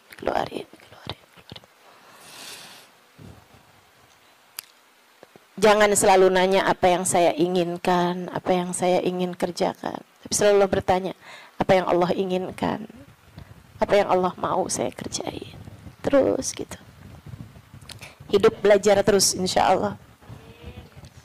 Izhad fi dunia, kata Allah. Kalau Allah lihat hati kamu kosong dari mencintai dunia, Allah akan bertahta di dalamnya. Allah akan cinta kepadamu, teman-teman. Yuhibbukallah, kamu akan dicinta sama Allah kalau begitu. Wazhad fima fi aidin nas yuhibbukan nas. Kamu pengen dicintai sama orang, cintai disenengin sama manusia, seenggaknya gitu punya teman-teman baik, punya kawan-kawan baik gitu. Orang nggak jauh dari kamu itu juga nggak apa-apa, bagus. Caranya katanya Nabi Muhammad, izhad fima fi aidin nas. Zuhudlah kamu dari apa yang dimiliki sama orang. Jangan selamitan, jangan kepengen apa yang dipunya sama orang. Orang gak seneng loh kalau kita tuh kayak yang, ih bagus, mau dong. Gak seneng, teman-teman. Ustazah kerudungannya cakep-cakep, Ustazah boleh gak buat saya? Misalnya gitu. Saya ngomong sama Ustazah Khadijah. Tuh ya. Gak bagus, teman-teman, gak bagus. Dan itu kamu gak akan disenengin sama orang kalau caramu kayak gitu tuh. Minta aja gak disenengin sama orang, apalagi ngambil. Kan ya, udah pasti tuh orang gak seneng. Orang itu, teman-teman, punya banyak sekalipun gitu kan, kalau diminta tuh, kecuali para wali-walinya Allah, kecuali para orang-orang lain itu mah tingkatannya, ya kan. Tapi kalau diminta tuh gak seneng itu juga gitu. Walaupun mintanya nggak yang dengan bahasa-bahasa yang ini gitu, terus terang, tapi kayak bahasa sindiran gitu kan.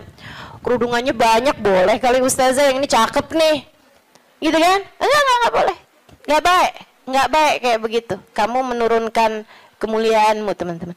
Yang kata Nabi Muhammad tuh, satu titik hitam di wajahmu di akhirat nanti setiap kali kamu meminta kepada orang lain. Izhad fima fi aidin nas. Apalagi kalau sampai kamu, hati kamu nggak pernah tertarik sama apa yang dipunya sama orang. Oh, dicinta sama Allah. Saya ceritain tuh di buku Bidadari Bumi 2 tentang seorang perempuan yang diceritain sama Hubabah Nur. Sedikit sekalian saya muliakan, saya lagi ngobrol sama Hubabah cerita tentang orang ini.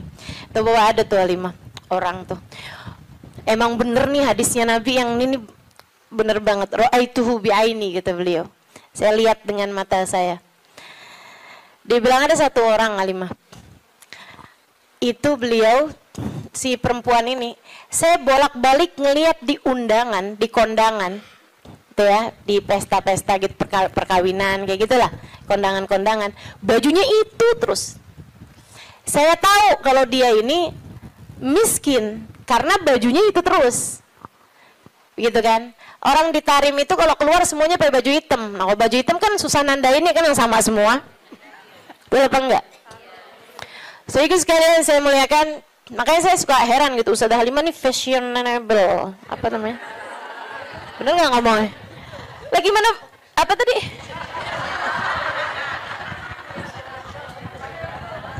Gimana ngomongnya? Itu dah, pokoknya itu dah. Lah orang saya tiap hari pakai hitam. Begitu ya. Saya sekalian, Nah ini kan kalau keluar mah agak susah ditandain karena kan semuanya hitam gitu. Tapi kan kalau pas kondangan tuh, orang sana itu kalau kondangan dalam ruangan semuanya perempuan, mereka dandan. Mereka pakai baju gitu kan.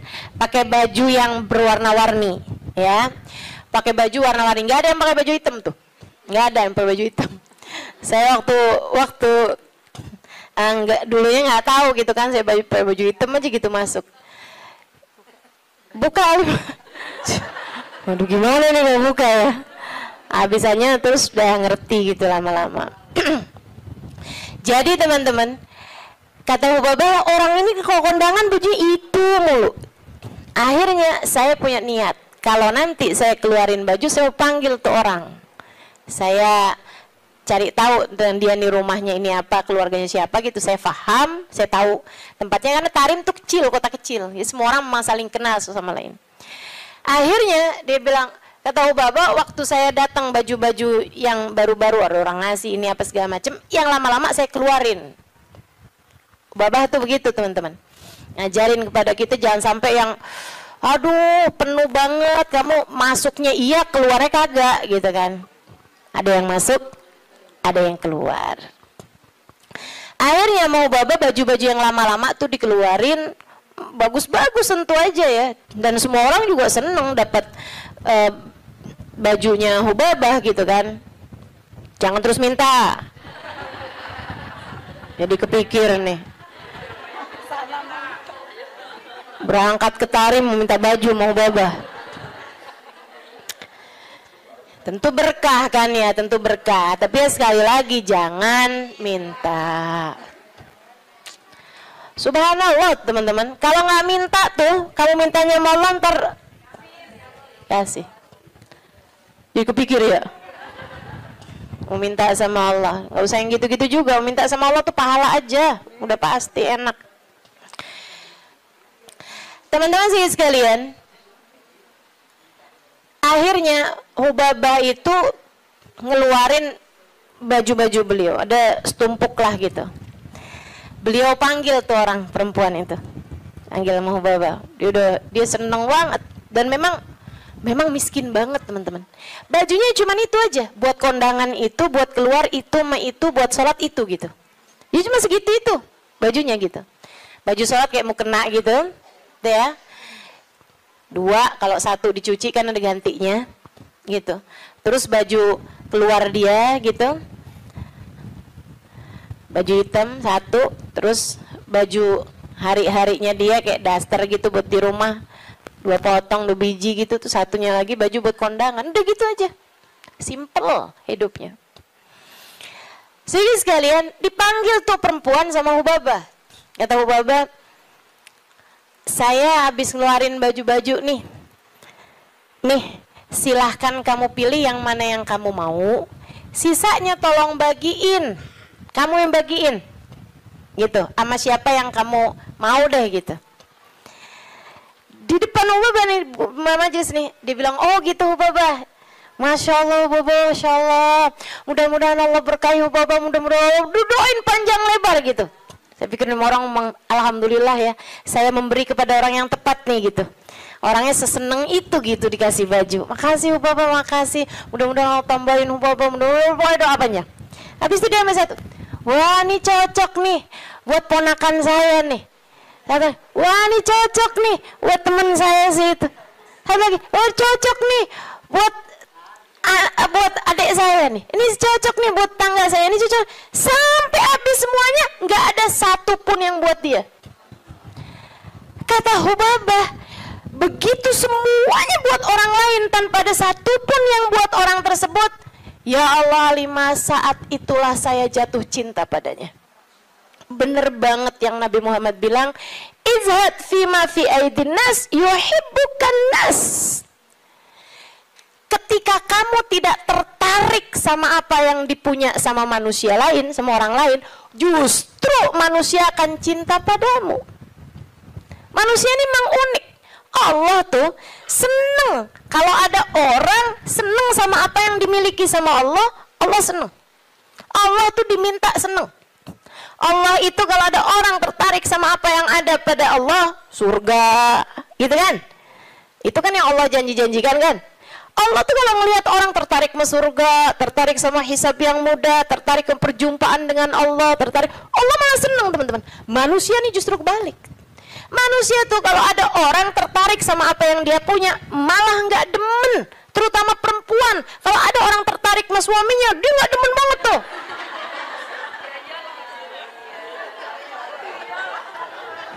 Ya iya kan, Mang, saya kan lagi bilang. Allah kan nggak gitu. Allah punya kekasih namanya Muhammad. Kalau ada orang tertarik sama Nabi Muhammad, Allah seneng banget. Allah cinta banget, ya kan? Tapi kita kan nggak gitu. Kita punya tas. Kalau ada orang tertarik sama tas kita, boleh dong. Nggak demen kita. Betul. Kita lagi makan nih, terus ada yang kayaknya enak tuh yang di piring. Boleh nggak perkedelnya buat saya aja? Gedek apa seneng? Gedek teman-teman, nggak seneng. Kesel kita. Gitu, emang manusia tuh kayak gitu. Sama apa yang dia punya, orang lain tertarik, dia nggak seneng. Dia nggak seneng. So itu sekalian yang saya muliakan. Katanya Ubabah, begitu dia tidak tertarik sama apa yang saya punya, bahkan sama sesuatu yang udah saya bagiin, udah saya kasih sama dia, dia nggak tertarik terhadap dunia, saya jatuh cinta sama dia. Masya Allah.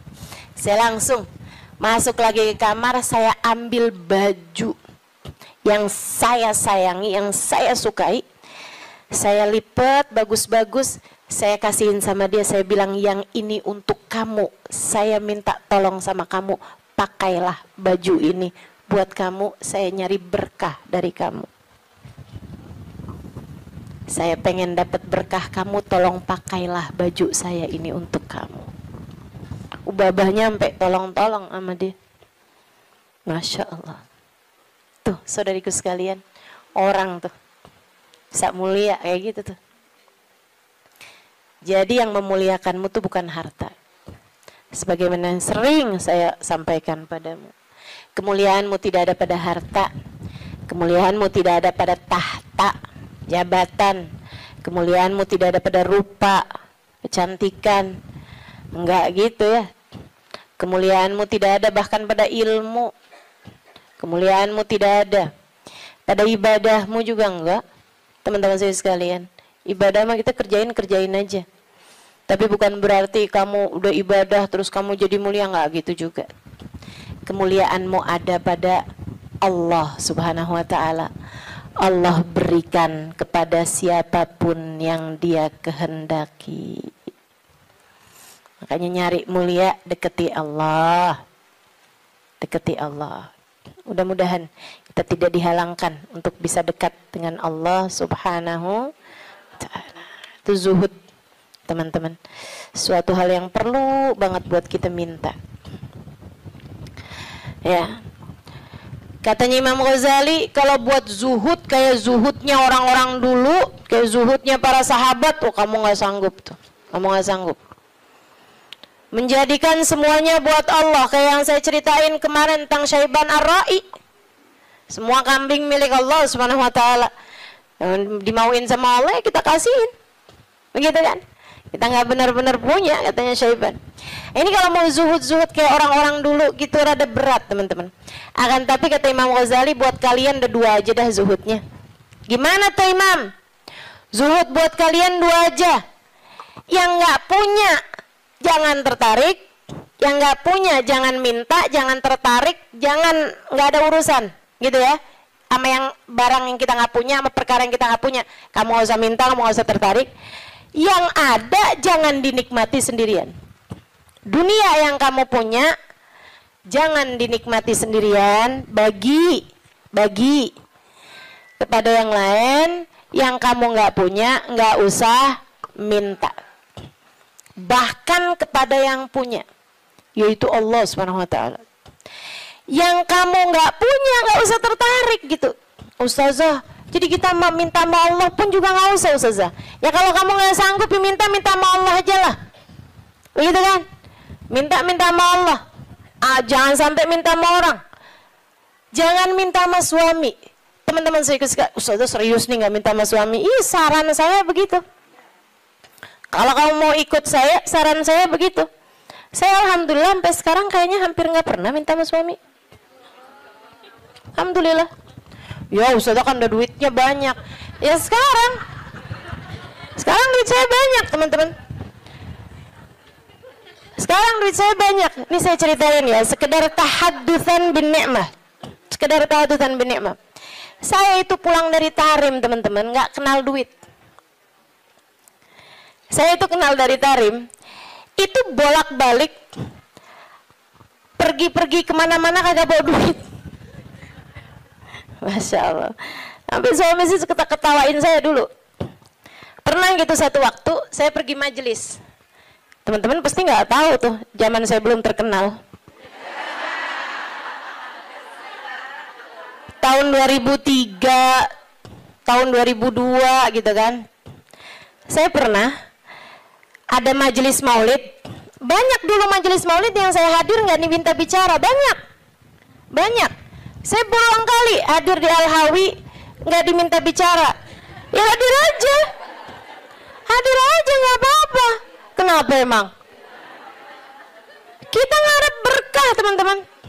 Ustazah kalau sekarang hadir di Al-Hawi nggak diminta bicara, hadir apa enggak? Ya hadir lah. Beberapa tahun yang lalu juga saya hadir di Kuitang nggak diminta bicara, nggak apa-apa. Kenapa emang? Kenapa emang? Lah kenapa kamu yang repot? Kenapa tuh? Repot kamu?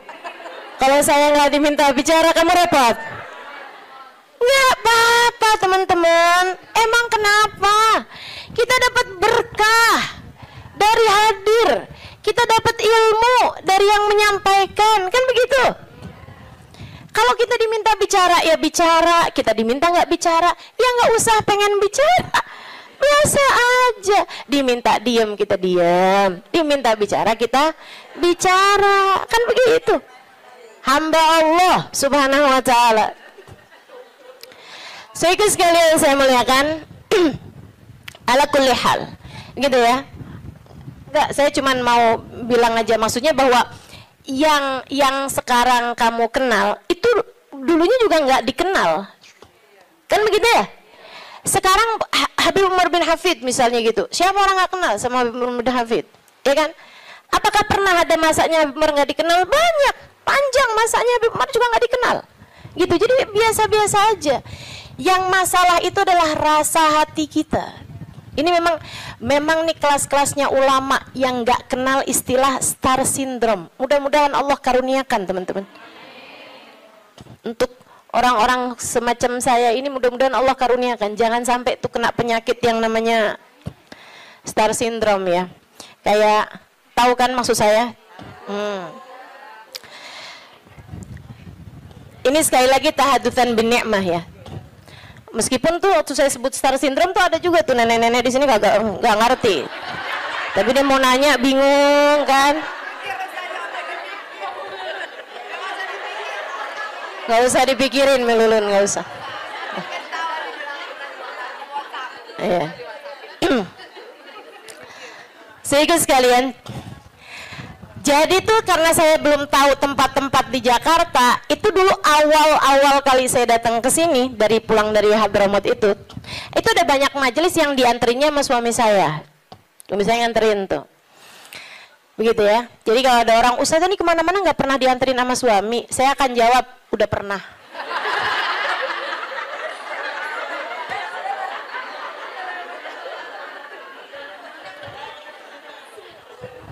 Udah pernah, tenang, nggak usah kamu sok-sokan bikin iri saya, jemput sama suami gitu kan.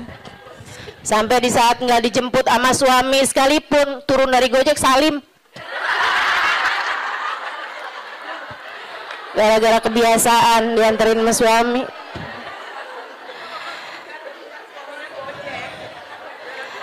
Akhirnya pernah tuh ada waktunya saya itu dianterin sama suami, habisnya itu pas pulang-pulang saya telepon sama dia gitu, Saya bilang, jemput saya bisa nggak? Dia bilang, waduh, saya susah nih Halimah, saya jauh dari situ. Kamu tadi nggak bilang kalau disuruh jemput juga, saya pikir nganterin aja. Lah saya pulang sama siapa nih? Dia bilang, ya udah ajak siapa kek buat pulang ke rumah kamu. Naik apa? Panggil taksi aja kalau gitu. Duitnya dari mana? Dia bilang, kamu nggak punya duit? Nggak punya? Astagfirullah. Dia bilang, saya kawin sama siapa ini?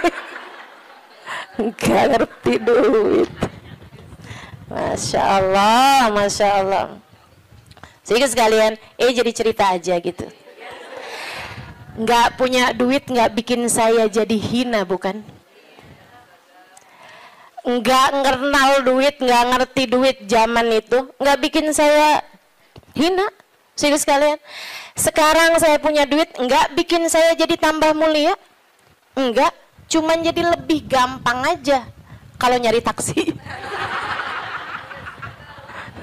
Kalau nggak ada yang nganterin, meskipun juga nggak perlu naik taksi ya sekarang, alhamdulillah.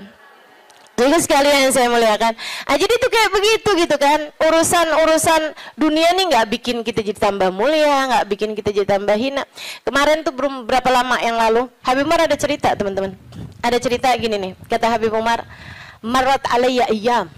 Habib Umar, pernah berlalu beberapa hari, bahkan beberapa bulan dari masa kehidupan saya, ma fi jaybi illa 3,000 riyal. Dia bilang, saya nggak punya apa-apa di kantong saya selain 3.000 riyal. 3.000 riyal sama dengan 15.000 duit kita.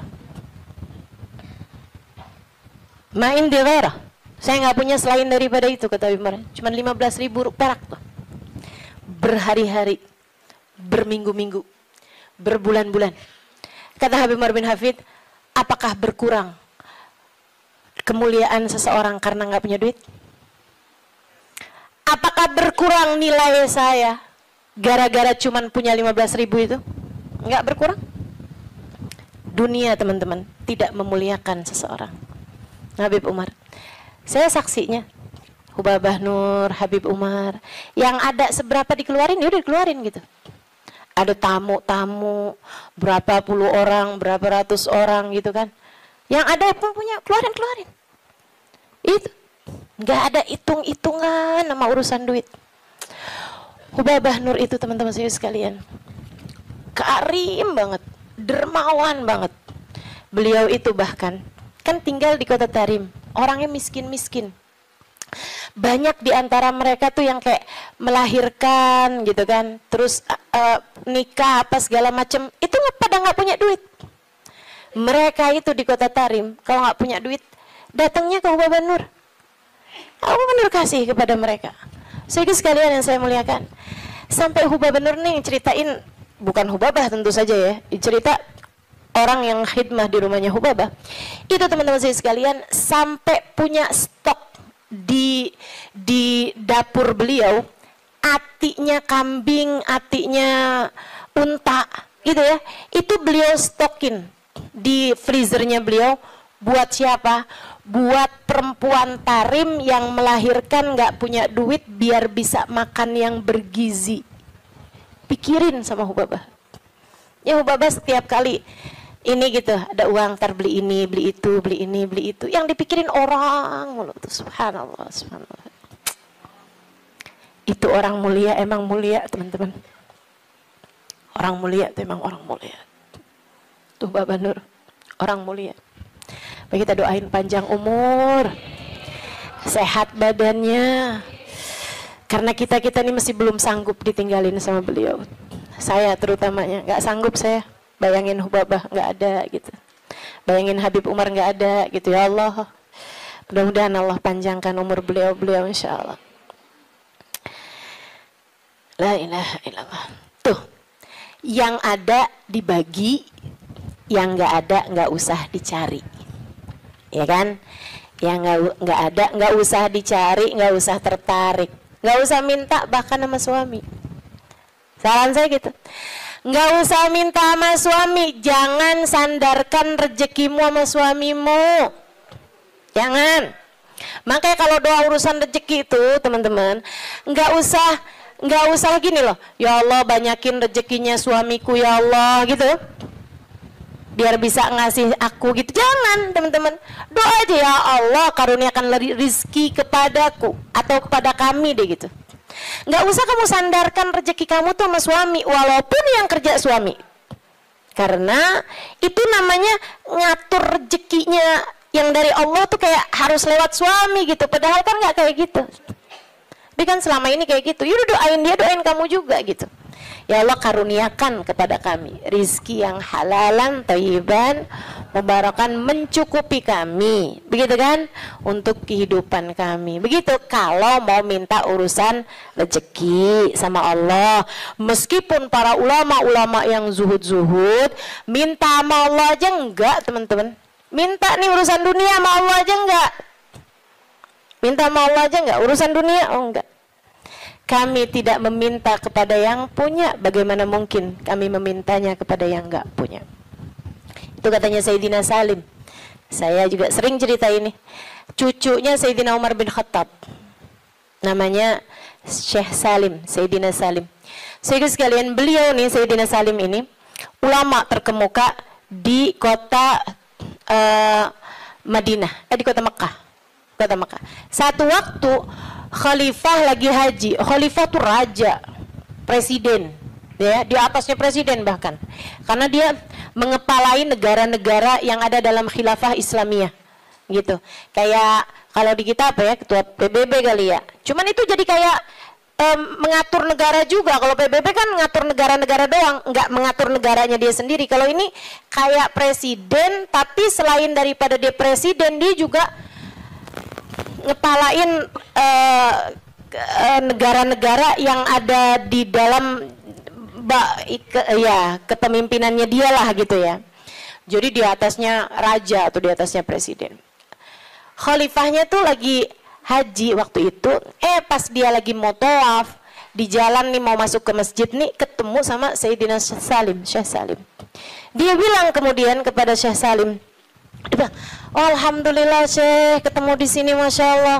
Nih ya, kalau ulamanya nggak cinta dunia, orang semuanya pada mendekat, termasuk pejabatnya yang berusaha buat ngedekat, bukan ulamanya yang berusaha ngedeketin pejabat. Ya kan? Sekarang kenapa banyak ulama-ulama berusaha mendekati pejabat? Nah ini dia.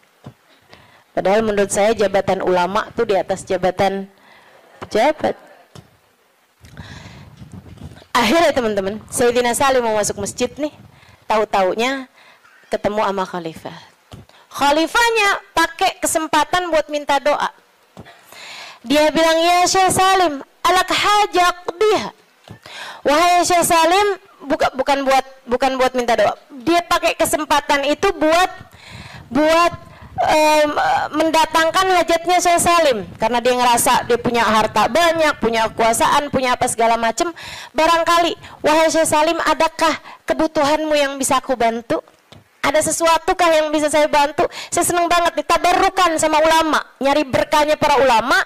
Khalifahnya ini kan udah baik banget ya, udah baik banget nih khalifahnya nih, udah masya Allah banget hatinya sampai bisa kayak begitu gitu sama seorang ulama gitu kan.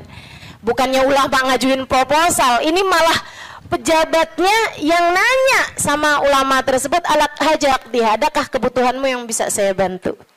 Katanya Sayyidina Syekh Salim begini nih, maaf kita lagi ada di rumahnya, saya malu untuk meminta kepada selain sahibul bait. Di rumahnya Allah, sahibul baitnya siapa? Allah. Saya malu nih, di rumahnya Allah saya minta sama selain Allah. Fahamnya pejabat tersebut, oh berarti kalau mintanya udah nggak di masjid, mau nih mungkin beliau, gitu kan? Jadilah si pejabat ini nih kayak semacam nungguin sampai Sayyidina Syekh Salim selesai dari urusannya di masjid. Dan beneran, begitu Syekh Salim keluar dari masjid, disamperin lagi. Ini sekarang udah nggak di masjid nih kan, samperin lagi sama beliau. Ya Syekh, Khalifah, Syekh, saya mau nanya yang tadi apa ya? Itu yang tadi alak hajak diha, adakah kebutuhanmu yang bisa saya bantu? Katanya Sayyidina Syekh Salim, ta'ni bi hajati dunia hajatil akhirah. Maksud kamu hajat dunia apa hajat akhirat? Ya hajat dunia lah Syekh. Kalau hajat akhirat justru orang seperti saya meminta doa kepadamu biar urusan akhirat kita lancar kan? Kan justru malah ngalap berkah dari para ulama gitu kan. Katanya Syekh Salim, oh maksud kamu hajat dunia? Maaf, kalau urusannya hajat dunia, saya selama ini tidak pernah minta kepada yang punya. Bagaimana mungkin saya meminta kepada yang enggak punya? Yang punya dunia siapa? Allah. Saya malu buat minta dunia sama Allah. Bagaimana mungkin saya minta dunia kepada yang tidak memilikinya, yaitu kamu sebagai manusia.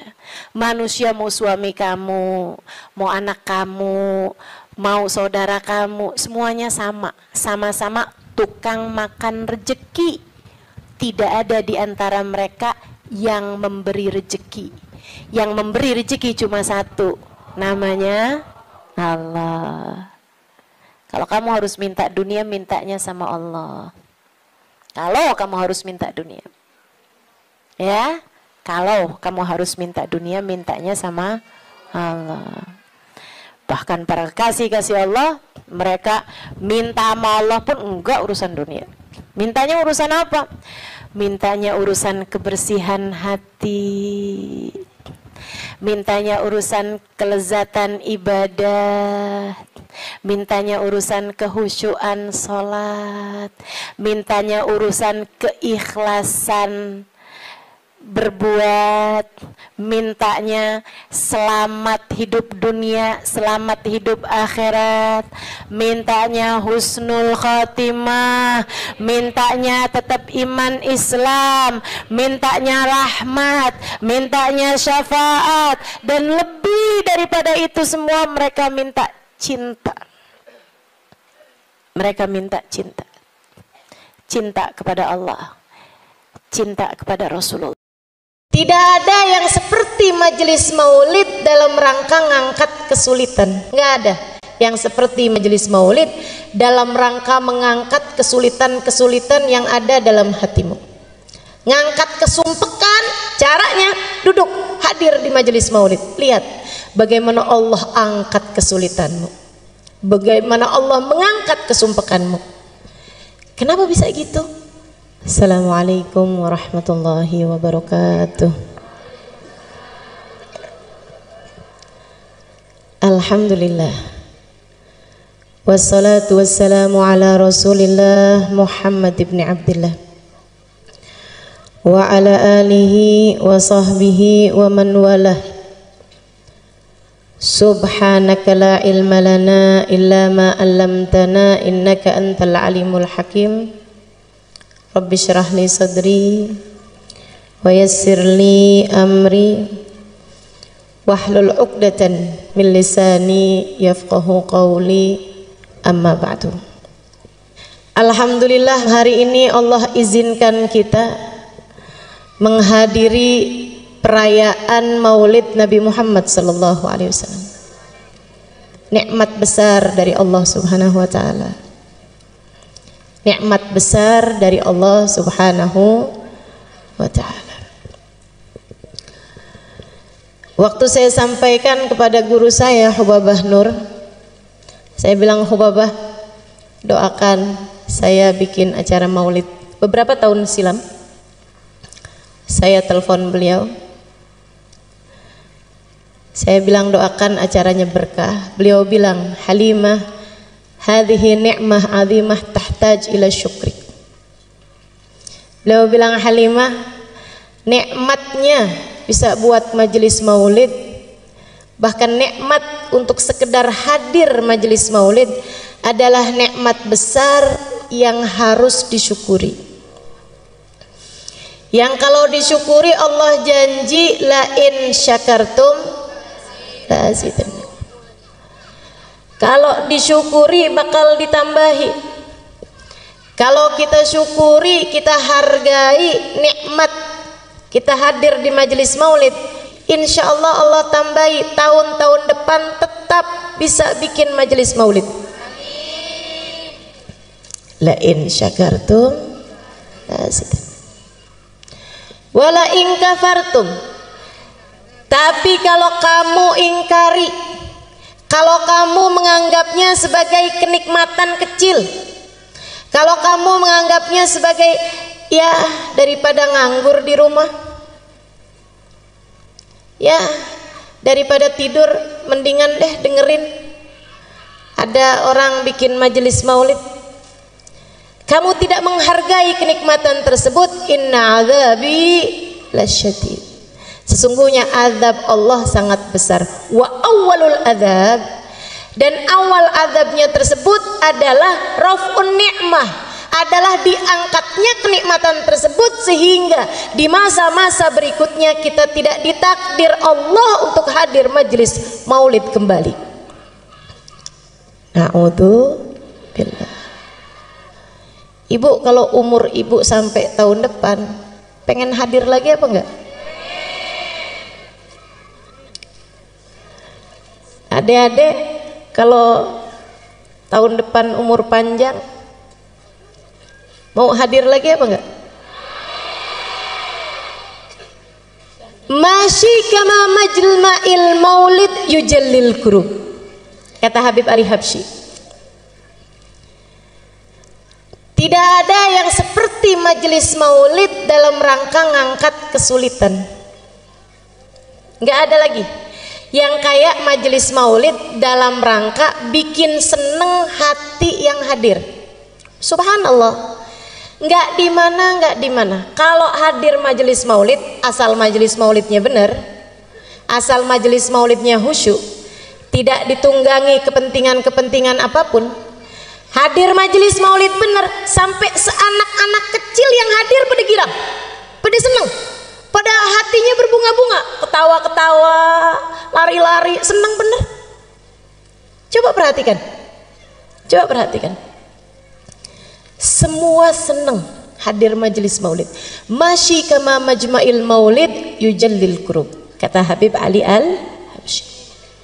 Nggak ada yang seperti majelis maulid dalam rangka mengangkat kesulitan-kesulitan yang ada dalam hatimu. Ngangkat kesumpekan, caranya duduk hadir di majelis maulid. Lihat bagaimana Allah angkat kesulitanmu, bagaimana Allah mengangkat kesumpekanmu. Kenapa bisa gitu? Sebab katanya Nabi Muhammad, inda dzikri salihin tanazzalatir rahmah. Ketika disebut nama orang soleh, kita ngobrol nyebut nama orang soleh, turun rahmatnya Allah. Dan Nabi Muhammad